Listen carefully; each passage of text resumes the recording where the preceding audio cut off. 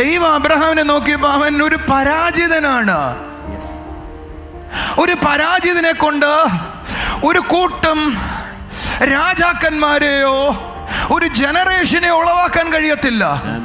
അവന്റെ ശരീരത്തിൽ മാത്രമല്ല പരാജയം, ഇപ്പോൾ അവന്റെ മനസ്സിലും കൂടെയാണ്.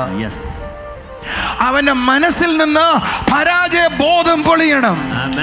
അവന്റെ ആകം മുഴുവനും ഞാൻ പറയുന്ന, ഞാൻ വിശ്വസിക്കുന്ന ആ ജയത്തിന്റെ മനോഭാവത്തിലേക്ക് വരണം. അവന്റെ മനസ്സിനകത്ത് ആയിരക്കണക്കിന് ലക്ഷക്കണക്കിന് നക്ഷത്രങ്ങളെ പോലെ കുഞ്ഞുങ്ങളാകുന്ന നിരവാരത്തിലുള്ള ചിന്തയിലേക്ക് എനിക്ക് അപ്ഡേറ്റഡ് ആകണം.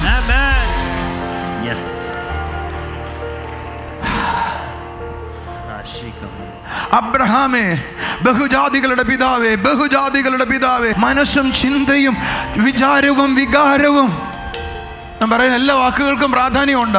മനസ്സും ചിന്തയും വിചാരവും വികാരവും എല്ലാം വൺ ഫോക്കസിലാണ്. എനിക്ക് ജാതികൾ ഉണ്ടാകും, ജാതികൾ ഉണ്ടാകും, ജാതികൾ ഉണ്ടാകും.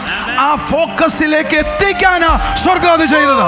നിന്നെ ചില ഫോക്കസിലേക്ക് എത്തിക്കേണ്ടതിന് ചിലടത്ത് ദൈവം ആക്കുമ്പോ നീ അറിയേണ്ടത്, നീ തോൽവിയാലല്ല പോകാൻ പോകുന്നേ, നീ ചിലതിലേക്ക് കയറാൻ വേണ്ടിയാ ചില ഫോക്കസിൽ എത്തിച്ചിട്ടുള്ളതാ.